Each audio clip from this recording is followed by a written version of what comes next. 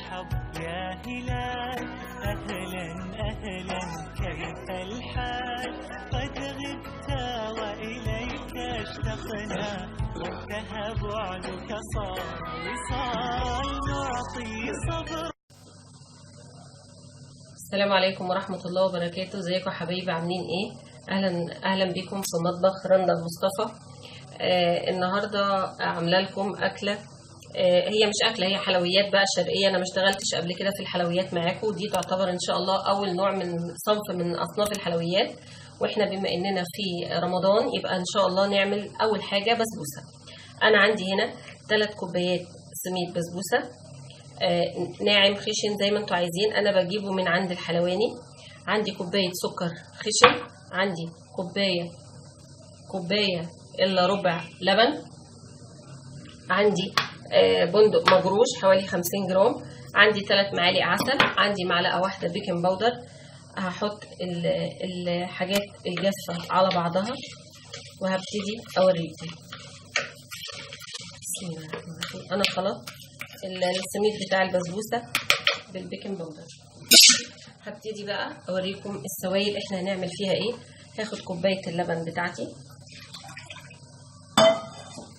على فكره هي الكوبايات مختلفه، بس انا قست المقاسات بتاعتها طلعت مظبوطه. كوبايه الا ربع سمنه، دول انا هاخدهم على النار هدفيهم. دي انا سايباها بس عشان اقدم بيها الصينيه بتاعت البسبوسه. دول هاخدهم على النار، اسيح السمنه اللي فيها واللبن ادفيه، يعني مسافه ما احط صباعي كده يبقى هقدر استحمل الحراره بتاعتها كده. اللبن دفي وارجع لكم تاني.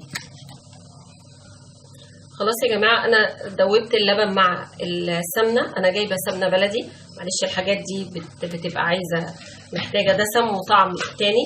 انا بصوا يا جماعه زي ما انتم شايفين كده، انا حاطه صباعي في السمنه، يعني الدنيا حلوه وتقدر تستحمل، نقدر نستحمل. هحط كوبايه السكر بتاعتي وادوبها كويس جدا مع السمنه. هي يا جماعه نفضل نقلب لحد ما تدوب.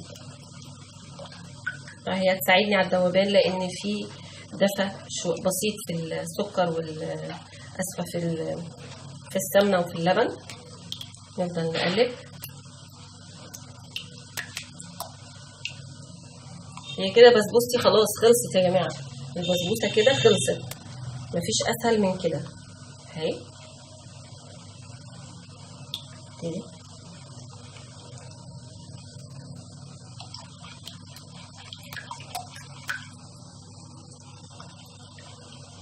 احنا كلنا عارفين الشربات البسبوسه بيبقى خفيف جدا. كوبايتين سكر، كوبايتين ميه، نقطه فانيليا، عصره ليمون. اهو السكر كده يكاد يكون خلاص اختفى. هاجي احط العسل بتاعي. انا قلت 3 معالق عسل. بسم الله الرحمن الرحيم. 1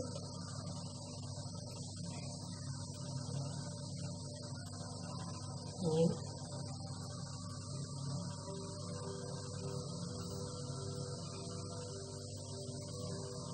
3.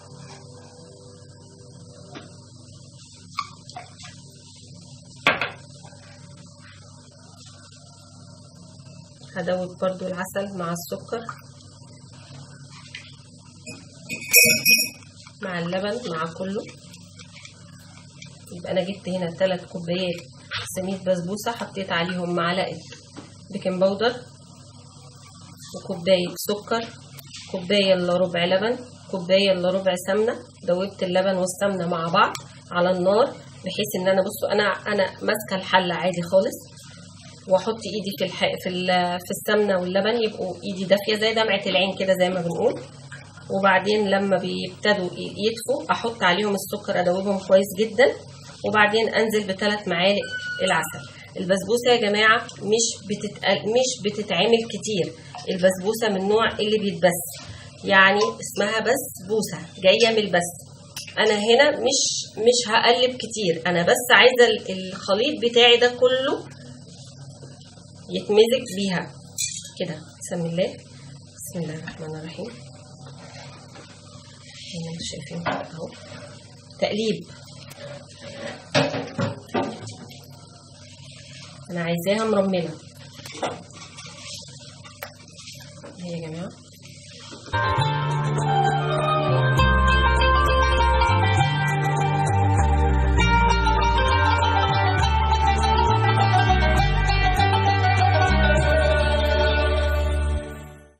يعني سمنه. انا طبعا كل ده وانا بكلمكم وانا مشغله الفرن، كل ده شغال عندي اهو. زي ما انتم شايفين كده اهو. هذه الصينيه بتاعتي.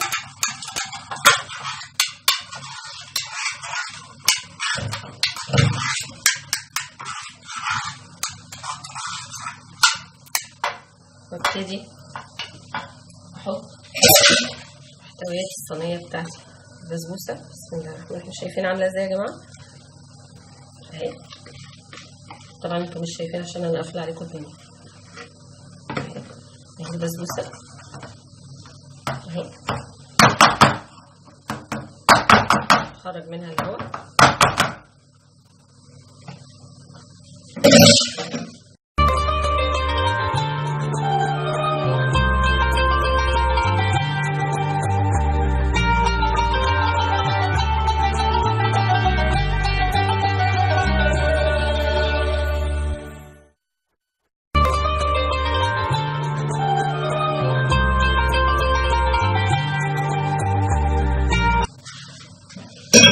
نحطها على الفرن على الشبكه لمده تلت ساعه. اول ما تتحمر واول ما تبتدي تستوي نبتدي نحطها. احط الشربات على النار، كوبايتين ميه معاهم كوبايتين سكر. اول ما الميه تدوب في السكر يدوب في الميه هنحط عليهم نقطه ليمونه لو حابين، لو مش حابين مفيش مشاكل. ونرجع تاني هوريكم نعمل ايه في البسبوسه بعد ما نطلعها من الفرن. ورجعت لكم حبايبي بعد ما سويت البسبوسه زي ما انتم شايفين شكلها. وده الشربات بتاعها، الاتنين لازم يبقوا نازلين من على النار. نسمي الله ونبتدي نسقي البسبوسه. البسبوسه دي لو مش ناجحه يبقى عمرها ما هتشرب الشربات بتاعها. هتلاقوا الشربات بتاعها طارت بره زي ما انتم شايفين كده. هي بتبقلل وبتشرب الشربات بتاعها اهي اهي يا جماعه.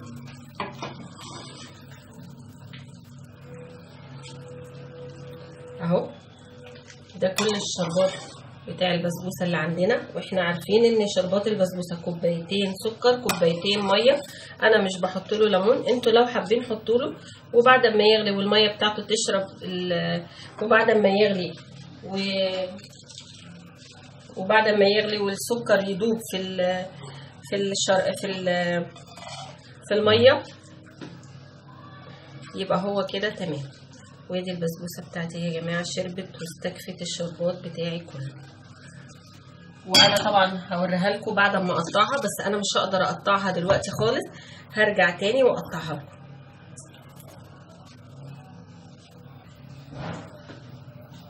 وبعد البسبوسه يا جماعه بعد ما هديت خالص هنحب بقى نقطعها. نبتدي بقى نقطعها. بسم الله الرحمن الرحيم.